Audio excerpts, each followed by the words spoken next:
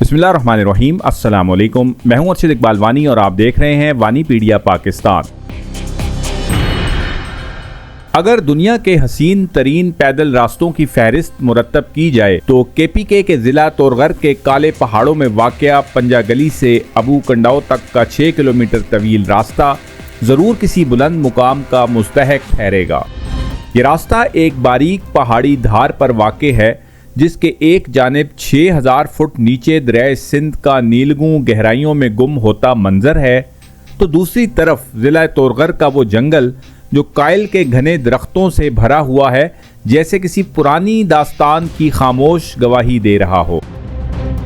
इस फितरी हुस्न और पुरस्रार खामोशी के इख्तिताम पर एक ऐसा मुकाम आता है जहां मट्टी, पत्थरों और पुरानी दीवारों के आसार खामोशी से सदियों पर मुहीत एक अनजान कहानी सुनाते हैं। ये अबू कंडाओ किले के वाक़यात हैं। ये किला अब अपनी असल सूरत में तो मौजूद नहीं, अलबत्ता इसके खस्ता हाल आसार ज़मीन पर बिखरे हुए हैं। तो चलें आगाज़ करते हैं पंजा गली से इस खूबसूरत ट्रैक का। ये नीले पीले लाल पीले होकर किधर जा रहे हैं आप लोग? अबू कंडाओ, अबू बंड। ये अरशद भाई इनको मैं बता रहा हूँ, ये बेशक ये ससुराल, इसको मैं बता रहा हूँ कि कहाँ कहाँ हम याद रखेंगे अब्दुल वहाब भाई को। ये देखें जी। अच्छा, मुझे तो आप पहले ये कह रहे थे कि हम चले पहाड़ पे, बीवी जाए पहाड़ में। वो ये कह रहा था। जो ही पंजा गली से ट्रैक का आगाज होता है, तमाम दोस्त एहतियात से एक बारीक पहाड़ी धार पर आगे बढ़ रहे हैं। ऐसा लगता है जैसे कि रास्ता खुद फितरत ने आवारा गर्दों के लिए तराशा हो। एक जानिब जमीन हजारों फुट गहराई में दरिया सिंध तक जा गिरती है, जो नीचे वादी में चांदी की लकीर की मानिंद बह रहा है, और दूसरी तरफ कायल के दरख्तों का एक बेपाया समुंदर खामोशी से इस्तादा है, जिसके पत्ते हवा से सरगोशियां करते महसूस होते हैं।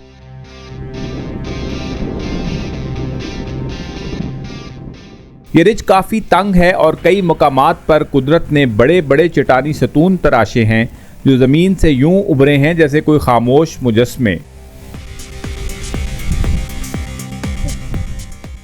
इनमें से बाज़ की साख्त स्कर्दू के मशहूर मारसूर रॉक से मुशाबे है, जो बादलों को चैलेंज करते नजर आते हैं।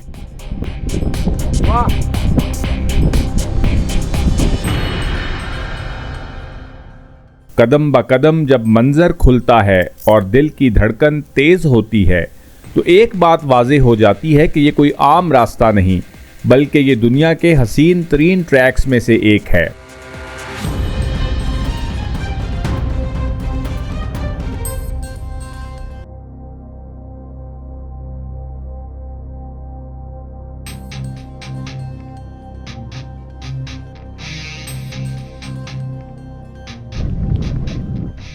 जहां हर मोड़ एक नया मंजरनामा पेश करता है, जैसे रोशनी, साए और खामोशी ने मिलकर कुदरत का शाहकार तख्लीक किया हो।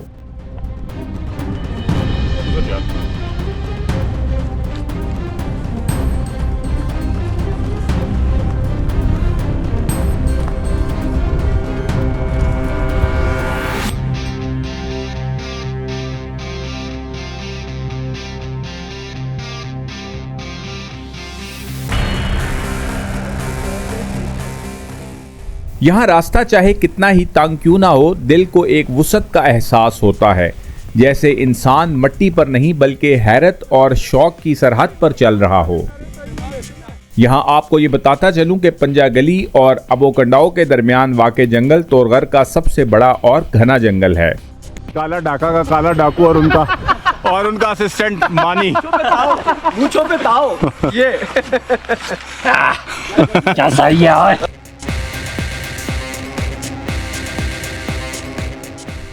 एक मुकाम पर आसमान पर गहरे स्याही माइल बादल छा जाते हैं, जैसे फ़ज़ा पर किसी कदीम ख्वाब की चादर तन गई हो।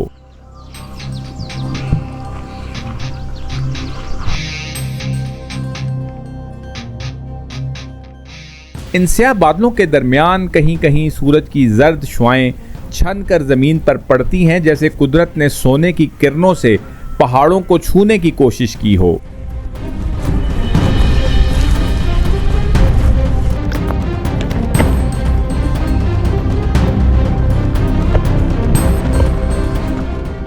फ़ज़ा में एक खामोश ठंडक रची हुई है, ना तेज़ हवा ना शोर, बस एक हल्की मतवाज़न खुनकी जो रूह को छू कर गुजरती है। इर्द गिर्द जंगल के परिंदों की आवाज़ें गोया इस खामोशी को मौसीकी में बदल देती हैं। हम एक ग्राउंड में पहुँचे, मैदान है छोटा सा। सामने आप देखें इस दरख्त के पीछे मचाई सर नज़र आ रही है और ये सामने नंबर डब का इलाका है। और इसी तरह ये देखें यहाँ पर आपको ये किले के आसार जो हैं दिखाई देना शुरू हो गए। तो अंग्रेज़ों के दौर में यहाँ पर किला होता था। आपको पता है कि ये इलाका जो है काला डाका तोड़गर, यहाँ पर बड़ी ज़बरदस्त फ़ाइट रही है लोकल मुजाहिदीन और ब्रिटिश आर्मी के दरमियान। ये सामने आपको कब्रिस्तान दिखाई दे रहा है।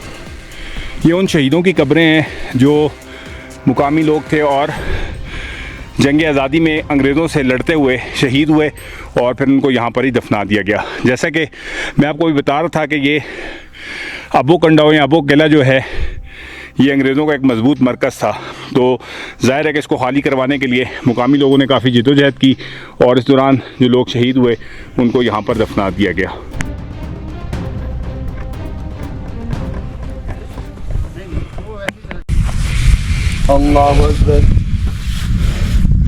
तो ये अब चौकियाँ शुरू हो गई हैं किले की। तो किला मेन थोड़ा सा ऊपर है टॉप पे, तो वो भी आपको चल कर दिखाते हैं। तो ये रास्ते में जगह जगह इस पूरी रिज के ऊपर आपको ये चेक पोस्ट मिलेंगी। तो ये चेक पोस्ट आप देख सकते हैं।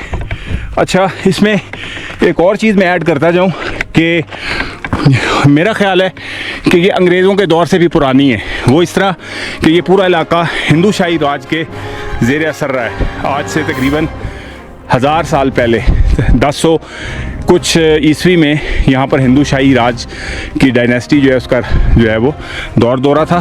तो मे भी ये उस दौर से ताल्लुक़ रखते हो, बाद में अंग्रेज़ों ने इसको जो है वो एज ए चेक पोस्ट इस्तेमाल किया हो। कहीं कोयल की सदा, कहीं किसी नामालूम परिंदे की मधम पुकार। पाँव तले हज़ारों फुट नीचे दरिया सिंध बहता है, धुंधलाए मंजर में जैसे चांदी की एक लंबी पट्टी वक्त के समुंदर में गुम हो रही हो। सब कुछ एक ख्वाब सा लगता है। बादल, रोशनी, हवा, परिंदे और नीचे बहता हुआ दरिया। ये वो लम्हा है जब इंसान खुद को कुदरत के किसी नगमे का खामोश मिसरा महसूस करने लगता है।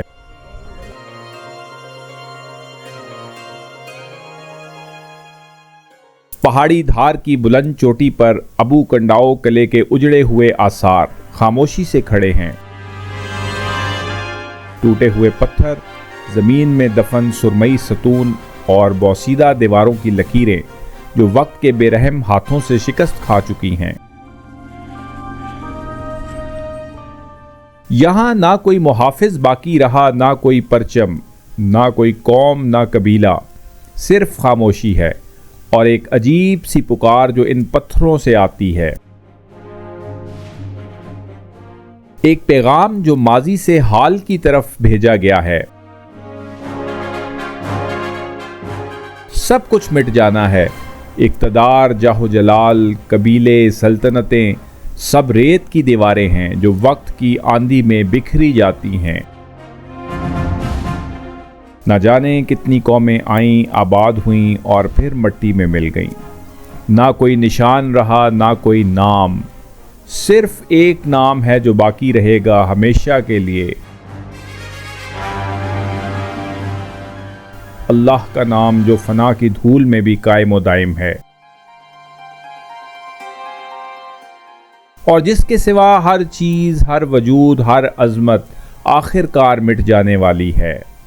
ये कला हमें अपने बोसीदा वजूद से यही सिखाता है कि दुनिया की शान व शौकत आर्जी है और असल हकीकत वही है जो वक्त और फना दोनों से बुलंद है। हुवल बाकी। ये देखें किले की दीवार के आसार, क्योंकि यहाँ पर जो है वो फलाइट और स्लेट और शिस्ट के रॉक्स आम हैं, और ये आपको पता है कि फॉलिएटेड मेटामॉर्फिक रॉक्स हैं, यानी कि ये थिन शीट्स की शक्ल में और स्लैब्स की शक्ल में बासानी टूट जाती हैं। तो इसी से इनकी दीवारें तामीर की गई थी। नीचे कमरे भी मौजूद हैं जंगल में जो काफ़ी बोसीदा हाल और तकरीबन अब ख़त्म हो चुके हैं।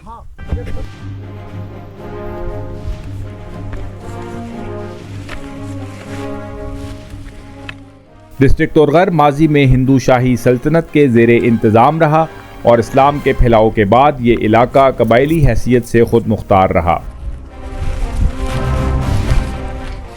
इसलिए यहाँ बहुत से इलाकों में हमें कदीम कलों के आसार और बाकियात बुलंद पहाड़ों की चोटियों और दर्रों के करीब दिखाई देते हैं जो माजी में अहम दफाई मकामात थे। बदकिस्मती से वक्त के बेरहम हाथों और कुछ हमारी अदम तवज्जही के बायस अब ये कीमती सकाफती विरसे तेज़ी से मादूम होते जा रहे हैं। जैसा कि अबू कंडाओ किले के आसार को ही ले लें, ये यूट्यूब या किसी भी सोशल मीडिया या प्लेटफॉर्म पर इसकी पहली वीडियो है। आपको इस किले के मुताल्लिक किसी भी किताब या ऑनलाइन प्लेटफॉर्म पर कोई भी मवाद नहीं मिलेगा, इसलिए इस लिहाज से ये हमारी इस इलाके और किले को मुतारिफ करवाने की एक अहम काविश है।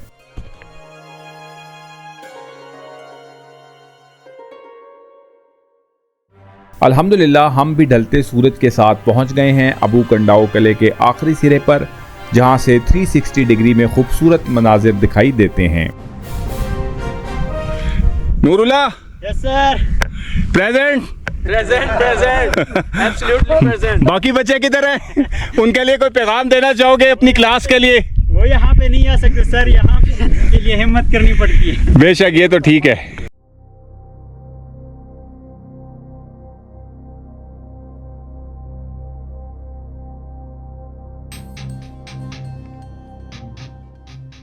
तमाम दोस्त किले के मुहाफिजों की तरह लाइन में खड़े होकर अपनी वीडियो बनवा रहे हैं।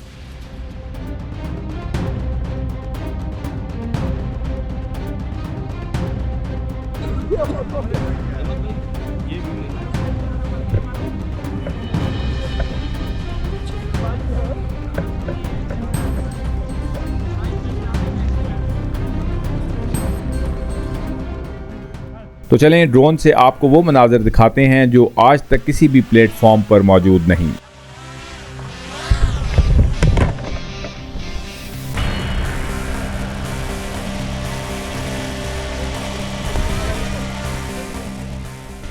छः 1000 फुट गहराई में कला अबू कंडाओ के नीचे दरिया सिंध यूनानी हर्फ सिग्मा की मानंद पेचो खम खाता बह रहा है।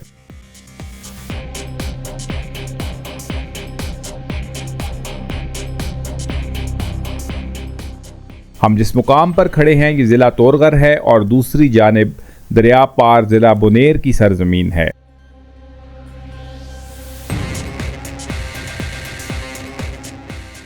सामने दिखाई देने वाला गांव कंडर हसन जई है जो अपनी सरसब्ज वादियों और खूबसूरत खेतों के साथ मंजर को और भी दिलकश बना रहा है।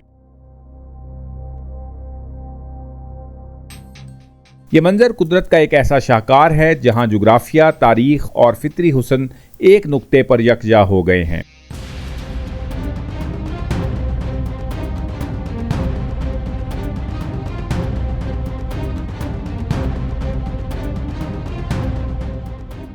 किले को बनाने के लिए जगह का इंतखाब करने वालों को दाद देनी पड़ेगी कि उन्होंने ऐसी जगह को मुंतखब किया जहां से चारों तरफ ना सिर्फ 360 डिग्री का व्यू है बल्कि हर तरफ गहराई भी है जहां से किले का दफा आसान हो जाता था।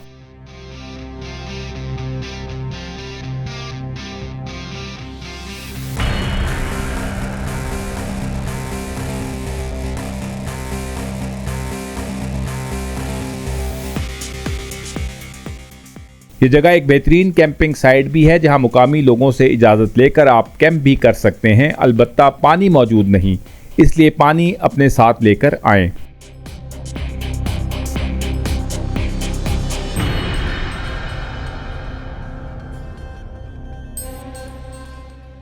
अगर आप पंजा गली से इस जगह का ट्रैक करना चाहते हैं तो पंजा गली होटल से ही अपने साथ किसी गाइड को ज़रूर साथ लेकर आएं क्योंकि ये रास्ता काफ़ी पेचीदा है और अकेले आने की सूरत में आप गुम भी हो सकते हैं।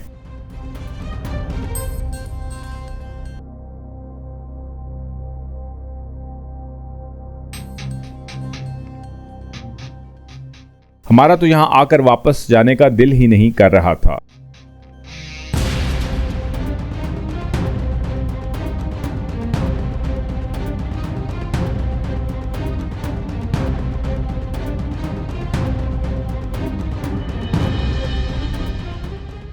इस्लामाबाद से महज 5 से 6 घंटे का सफर तय करके ही आप ये मंजर देख सकते हैं।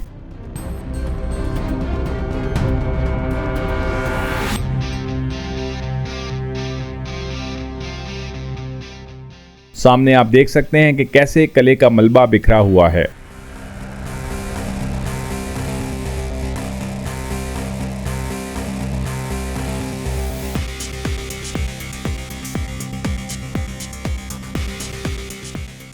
इस वक्त मैं अबू कंडाओ किले की एक तेज और अमूदी चट्टान पर खड़ा हूं और ऐसा लगता है जैसे जमीन ने अचानक सांस रोक ली हो।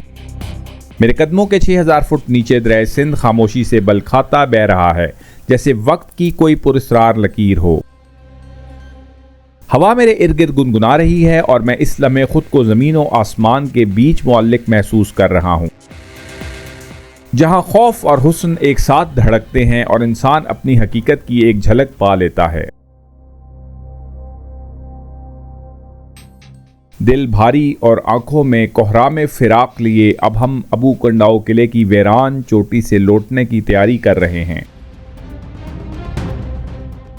ये आसारे कदीमा, पुरस्रार दीवारें और दरिया की खामोश गूंज, सब कुछ दिल में एक अनमिट याद छोड़ गए हैं। कुदरत की इस अजीम तख्लीक को देखकर इंसान को एहसास होता है कि हर अज़मत आर्जी है और ये दुनिया भी एक मुख्तसर सफ़र। हम चलते हैं मगर अबू कंडाओ की खामोश सदा हमारे दिलों में हमेशा जिंदा रहेगी। इसके साथ ही आपका होस्ट अरशद इकबाल वानी आपसे इजाज़त चाहता है। अपना ख्याल रखिएगा। Take care. अल्लाह हाफिज़। फ़ी अमान अल्लाह। अस्सलामु अलैकुम।